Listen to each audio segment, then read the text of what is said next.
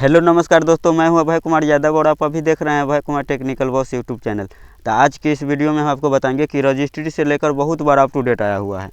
Registry से लेकर बहुत बड़ा अप टू डेट आया हुआ है कि 17 दिसंबर से बदल जाएगी नियम। अब रजिस्ट्री कराने का नियम 17 दिसंबर से बदल जाएगा। ठीक है, अगर आप भी ज़मीन खरीद बिक्री करना चाहते हैं या आप इससे पहले खरीद लिए हैं तो भी आपको ये पूरा वीडियो देखना ज़रूरी है। ठीक है, तो एक ये अप टू डेट आया हुआ है और एक दूसरा अप टू डेट भी आया हुआ है, उसको भी हम इसी वीडियो में बताएंगे कि वो भी मतलब रजिस्ट्री से जुड़ा हुआ ही है। ठीक है, और वो अप टू डेट है कि रजिस्ट्री से जो जुड़ा हुआ है वो अप टू डेट क्या है, पेपर लेस।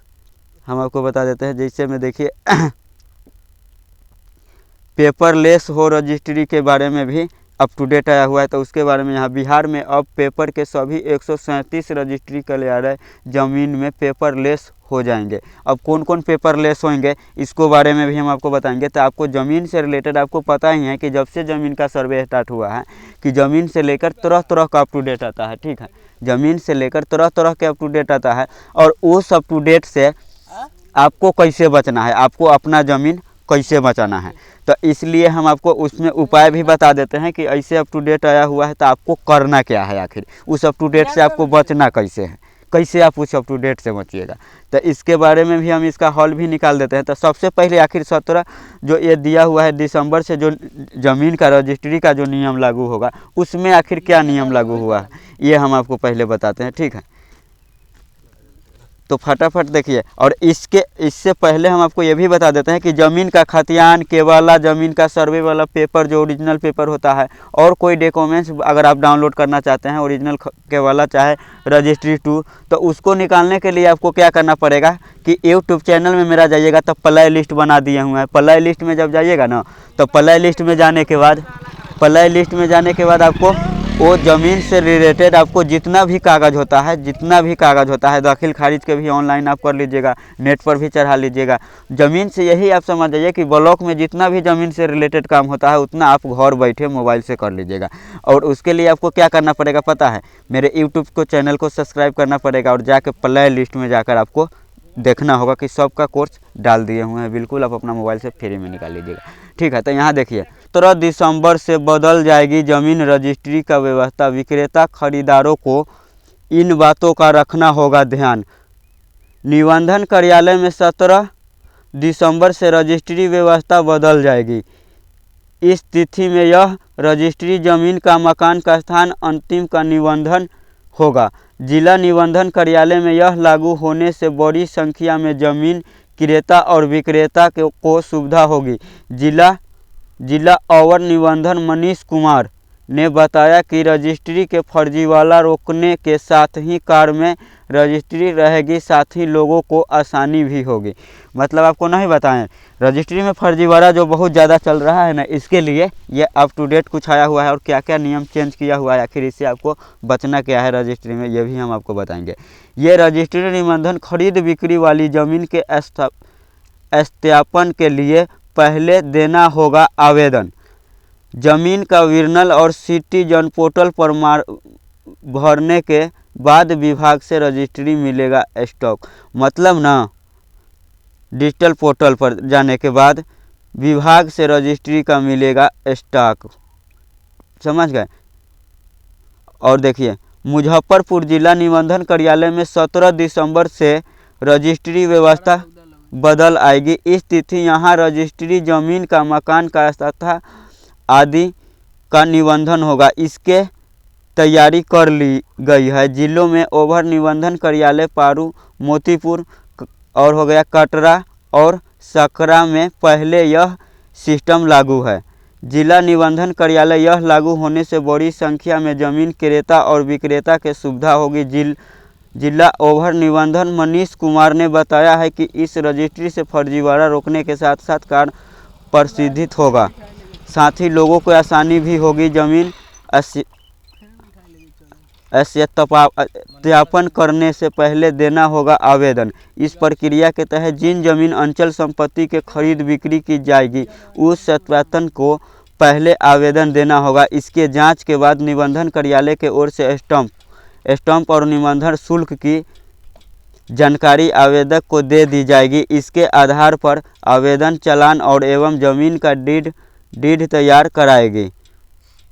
दस्तावेज तैयार कराने के बाद सिटी और पोर्टल पर जाकर इसका विवरण भरना होगा। विवरण भरने के बाद आवेदन को जमीन खरीद बिक्री के स्टॉक मिल जाएगा।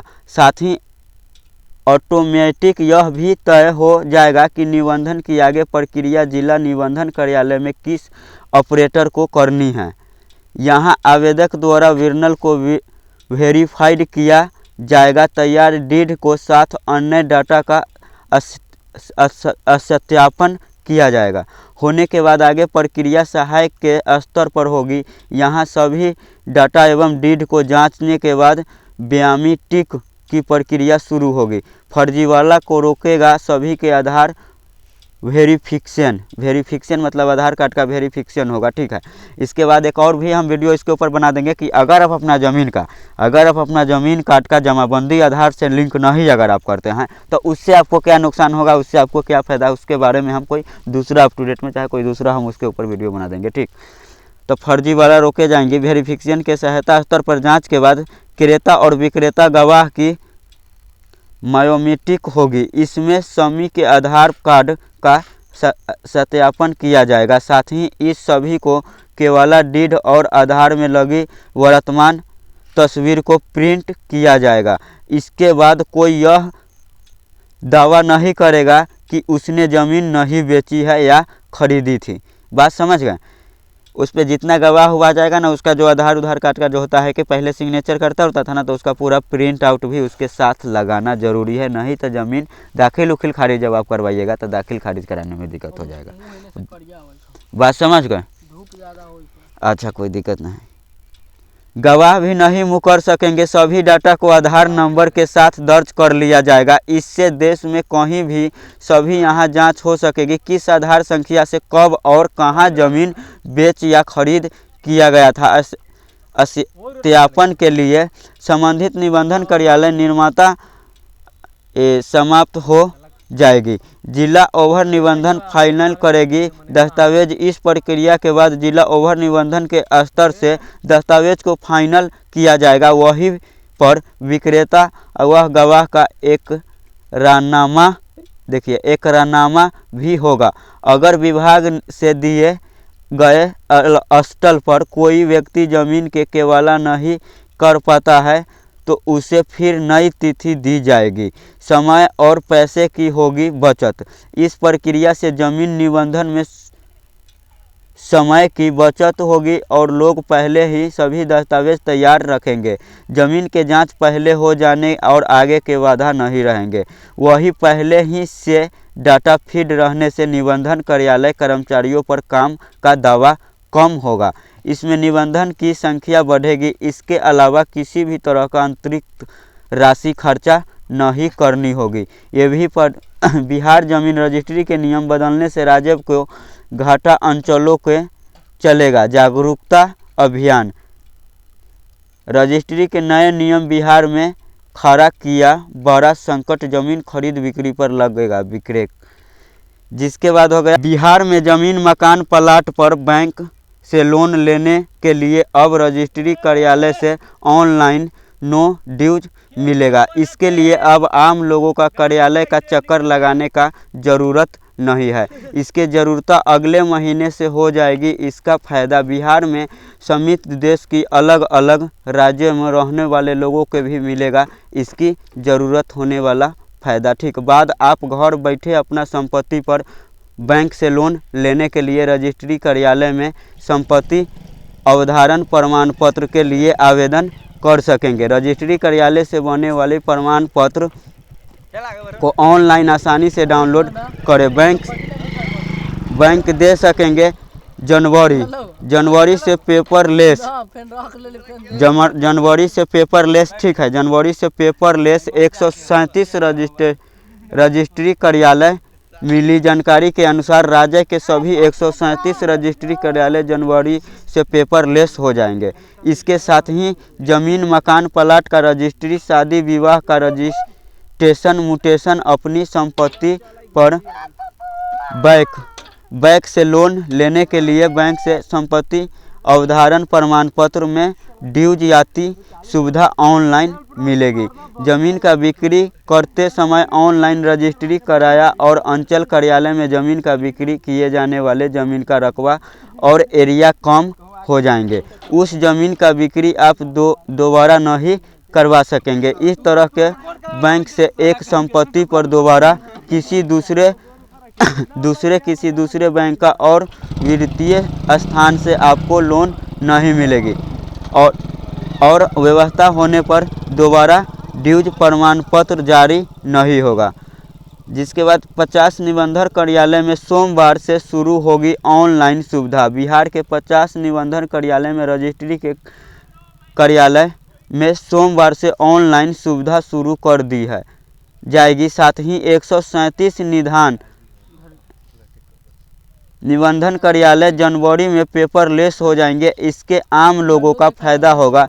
निबंधन कार्यालय से ऑनलाइन अपॉइंटमेंट लेकर जाना होगा। कार्यालय का चक्कर लगाने से छुटकारा मिलेगा। सभी कार्य समय सीमा के अंदर पूरा हो जाएंगे। अब बस आज के लिए इतना ही अप टू डेट था। जिसके बाद ज़मीन से रिलेटेड कोई भी ज़मीन से रिलेटेड आपको कोई अगर मैटर फंसा हुआ है तो आप कमेंट करिएगा कि आपका ज़मीन से रिलेटेड आखिर कौन सा मैटर है। उसके ऊपर हम आपको पर्सनल वीडियो बना देंगे, ठीक है।